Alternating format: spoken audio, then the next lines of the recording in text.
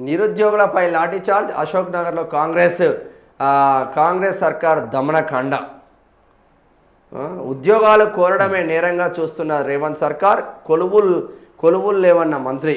కాంగ్రెస్ చేసిన మోసంపై యువత కన్నెర్ర. వరుస ఆందోళనతో దద్దరిల్లిన Ashok Nagar. City central library నుంచి అశోక్ నగర్ చౌరస్తా వరకు నిరుద్యోగుల ర్యాలీ. పోలీసుల లాఠీచార్జ్, పలువురికి గాయాలు, రక్తం కారుతున్న ఈడ్చి పారేసిన పోలీసులు. మరి 2 లక్షల ఉద్యోగాలు ఇస్తాననే జాబ్ క్యాలెండర్ అని మరి అడగద్దా? అధికారంలోకి వస్తే 100 రోజుల్లో జాబ్ క్యాలెండర్ ప్రకటిస్తాం. యూపీఎస్సీ తరహాలో రెగ్యులర్ జాబ్ క్యాలెండర్ విడుదల చేస్తాం. ఎన్నికలకు ముందు కాంగ్రెస్ నమ్మబలికిన మాటలేవి. నిరుద్యోగులు, యువత ఆ ఉచ్చులో పడ్డారు. 2023 డిసెంబర్ 7న కాంగ్రెస్ ప్రభుత్వం అధికారంలోకి వచ్చింది. ఆ తర్వాత అసలు కథ మొదలైంది. గడిచిన 25 నెలల్లో యూపీఎస్సీ ఏడాదికొకటి ఆ చొప్పున 2 జాబ్ క్యాలెండర్లను ప్రకటించింది.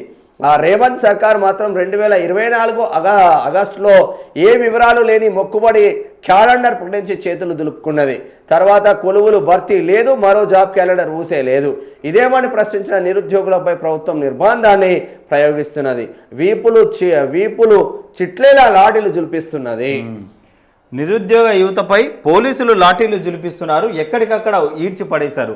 పోలీసు దాడిని ప్రతిఘటించిన నిరుద్యోగులపై విచక్షణరహితంగా లాఠీలతో బాధారు. పోలీసు వ్యాన్లలోకి తోసి పడేశారు.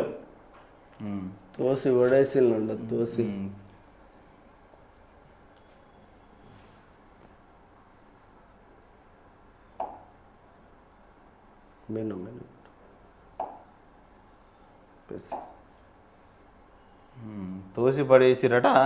ఇక వ్యాన్లలో దోచి పడేసిరు. పోలీసుల దాడిలో పలువురికి గాయాలై రక్తం కారుతున్న వారిని ఈడ్చి పడేయడం పోలీసుల దమనానీతికి నిదర్శనంగా నిలిచింది. ఇది మొత్తం ఇంత ఘోరంగా ఈడ్చి పడేస్తారు.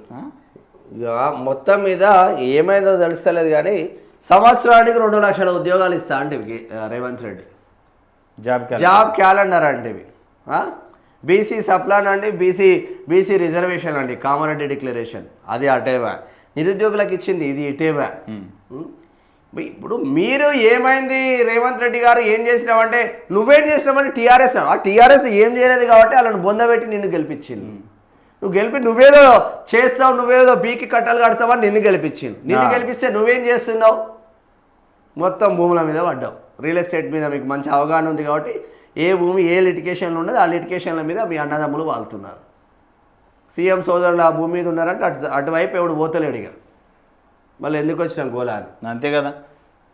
మళ్ళీ అక్రమ కేసులు ఇచ్చి అదో ఎంబడ పడతారని వాళ్ళ భయం వాళ్ళకు.